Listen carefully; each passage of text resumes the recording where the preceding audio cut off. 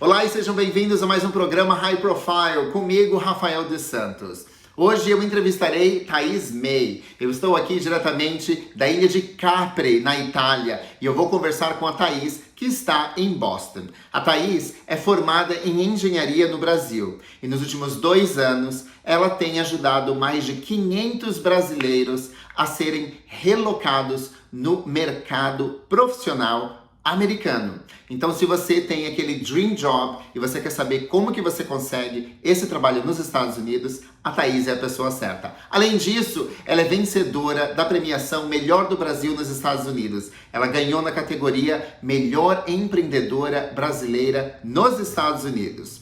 Vamos conhecer essa vencedora e essa diretora da empresa Carreiras Estados Unidos. Com vocês, Thaís May. Thaís, bom dia, tudo bem? Bom dia, tudo ótimo, e você? Tudo bem. Bem, olha só, muito obrigado por estar aqui comigo no programa High Profile, diretamente, você de Boston e eu aqui na Itália, excepcionalmente na Itália, esse fim de semana. E eu gostaria muito de começar, você sabe, a primeira pergunta do programa High Profile é sobre sucesso. O que para você é o sucesso? Sucesso para mim, Rafael, é você ser feliz naquilo que você escolheu. Então, eu acho que o sucesso pode ser no relacionamento, pode ser profissional, na sua carreira, pode ser na saúde. Eu acredito que todos nós somos livres para escolher o que é sucesso para a gente de verdade, né?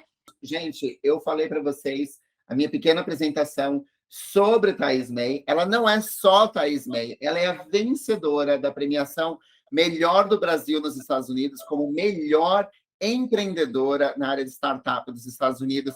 Thaís, você é brasileira. Vamos falar um pouquinho, antes da gente começar da sua história de Estados Unidos, nós vamos falar um pouquinho da Thaís brasileira, o que ela fazia no Brasil antes de mudar para os Estados Unidos. Claro. Eu comecei a trabalhar muito cedo, Rafael. Então, com 14 anos, eu entrei num programa de aprendiz de Senai, de mecânica automobilística, lá na GM. E eu falo que a minha vida corporativa começou desde aí, entrar numa multinacional tão cedo. Eu fiquei na GM por quase 10 anos. Eu trabalhei em diversos setores do chão de fábrica mesmo. Não era nada muito glamouroso, viu, gente? E como eu tinha formação também de engenharia ambiental, logo depois eu fui estagiária de engenharia ambiental da GM por 6 meses e fui demitida. Então, e foi quando eu decidi vir para os Estados Unidos aprender inglês. Eu queria muito ser trainee. Eu fazia milhares de entrevistas e sempre era reprovada pelo inglês, Rafael. E eu tinha muita dificuldade. Eu estudava inglês na escola, já tinha feito escola particular, aulas particulares, e o inglês não deslanchava. Então eu falei, vou aproveitar essa oportunidade para ir para os Estados Unidos, fazer um programa de intercâmbio de 1 ano, que é o au pair. Você mora com a família americana. Eu falei, não tem como eu não sair fluente nesse 1 ano. Eu vou estar morando com eles, vou estar vivendo realmente com eles. E você aí, conta de uma criança, então, como au pair? De 3 crianças, não só de uma, mas de 3. Uau! Hoje você tem uma carreira e você também ajuda outras pessoas a se acharem, a conseguirem uma carreira. Da onde surgiu essa ideia de você virar mentora de outros brasileiros a acharem carreiras nos Estados Unidos? É uma história muito legal, porque eu tenho que começar contando. Lá em 2015, quando eu cheguei, o meu marido veio logo em seguida e ele foi meu primeiro case de sucesso, Rafael. Ele tinha um mindset muito legal de pensar, eu não vou trabalhar em qualquer lugar. Então, mesmo sendo mecânico, que a gente sabe que é uma profissão no Brasil que não é valorizada, que é tida Mecânico de carro? Oi? Mecânico de carro que conserta carro? Mecânico de carro, isso. Ah, ok. Isso. Como ele era mecânico, e era uma profissão bem diferente, ele chegou aqui nos Estados Unidos para aprender inglês e descobriu que dava para trabalhar como mecânico, mesmo nesse período de 1 ano que a gente ficaria por aqui, que ele ficaria por aqui. Então, eu fiz um currículo para ele, foi meu primeiro currículo aqui nos Estados Unidos, e ele não falava inglês. Então, o que eu fiz? Eu coloquei lá na introdução para me ligar, para fazer entrevista com ele, que eu marcaria, eu faria esse meio campo. E você acredita que 80% das oficinas ligaram? Uau! Eles ligaram, ele fez as entrevistas e ele começou a trabalhar numa oficina de um libanês super bacana. E foi esse libanês que deu a oportunidade para a gente ficar nos Estados Unidos, fez todo o nosso processo de imigração. Então, ele foi o meu caso número 1. Quando a gente conseguiu a nossa documentação, a Thaís, então formada em engenheira ambiental, se viu perdida. Porque eu falei, e agora? Eu falo inglês, mas eu não sei como é que é. Eu fui babá de novo. Então, mesmo não tendo documento, eu continuei no mercado informal por mais 2 anos, ajudando alguns amigos a entrar no mercado. Eu não entendia esse meu talento para o RH. Foi só mais para frente, quando eu decidi ficar imersa no mercado americano. Uma amiga minha morava na Alemanha e veio me visitar, Rafael.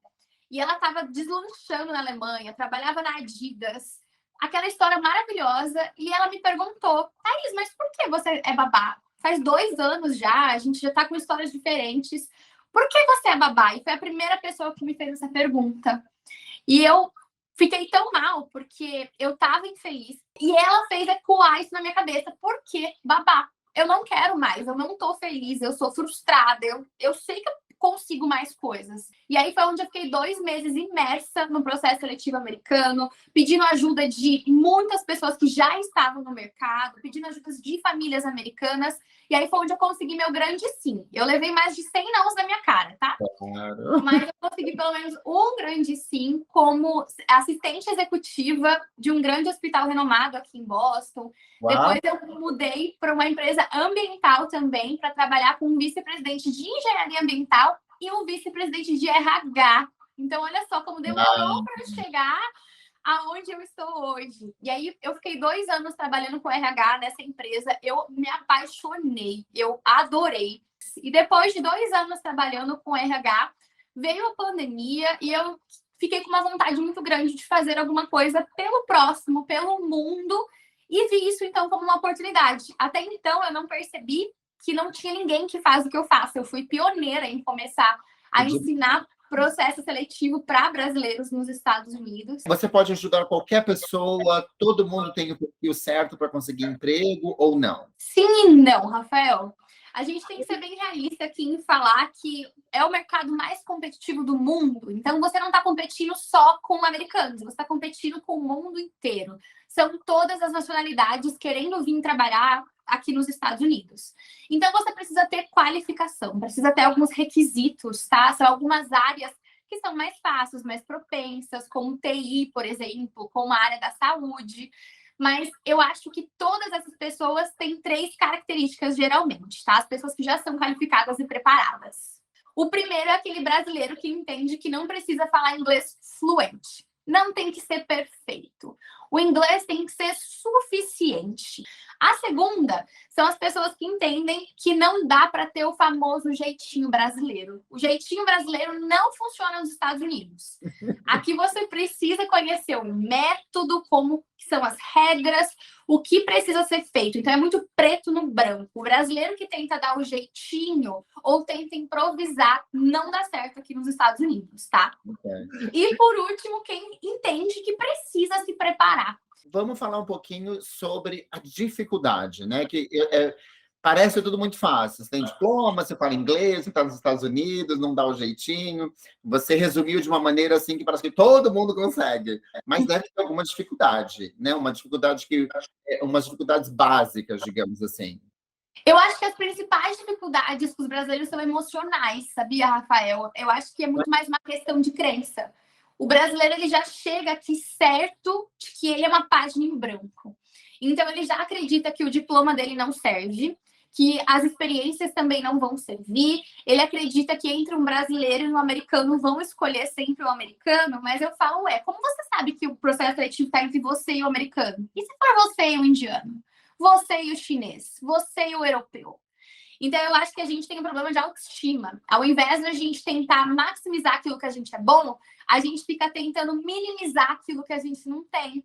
Então, a gente dá atenção para a coisa errada. Eu acho que essa é a principal dificuldade do brasileiro. Enfrentar essa insegurança, enfrentar essa falta de autoestima e aprender a se vender como americano. O americano é excelente em falar que ele é bom em tudo e qualquer coisa, sabe? Que mensagem que você daria e para quem que está assistindo você agora? A minha mensagem é para quem sonha grande. Então, se você tem esse sonho de trabalhar nos Estados Unidos, ou às vezes imigrar para os Estados Unidos a trabalho, fazer parte do mercado americano, se prepare para isso, saiba que é possível. A gente está num momento muito bom falando em falta de mão de obra nos Estados Unidos, isso é verdade. A gente vê manchetes ao redor do mundo todos os dias. Então, estamos enfrentando uma falta de mão de obra e o brasileiro tem tudo aquilo que o americano quer. A gente tem bagagem profissional, a gente é dedicado, a gente é responsável, nós somos fáceis de lidar, nós vestimos a camisa da empresa. Então, se você tem vontade de trabalhar aqui nos Estados Unidos, se prepare para isso, conheça as oportunidades. Eu tenho pessoas que eram formadas numa coisa, conseguiram ir trabalhar em outras nos Estados Unidos. Lembrar que você não é só o seu diploma, você é toda a sua bagagem, você é a sua história, você é as suas habilidades. É o que eu gosto de falar. Você é os seus pontos fortes. Então, veja como que os Estados Unidos absorveria isso. Aproveita que estamos em 2022. Eu falo, gente, que é incrível. A gente está numa época que tem muita informação. Eu queria ter tido todas as informações lá em 2015 e 2016 para não ter ficado tanto tempo fora do mercado. Eu queria ter tido essa oportunidade de conhecer mais caminhos. Então, aproveita as informações. É isso aí.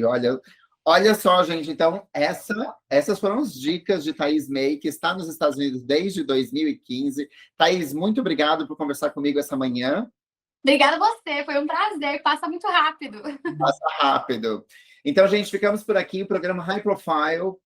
Não percam no próximo sábado mais uma entrevista com mais um brasileiro ou brasileira de sucesso no exterior, dando dicas e mostrando para vocês que é possível mudar para o exterior e ter sucesso.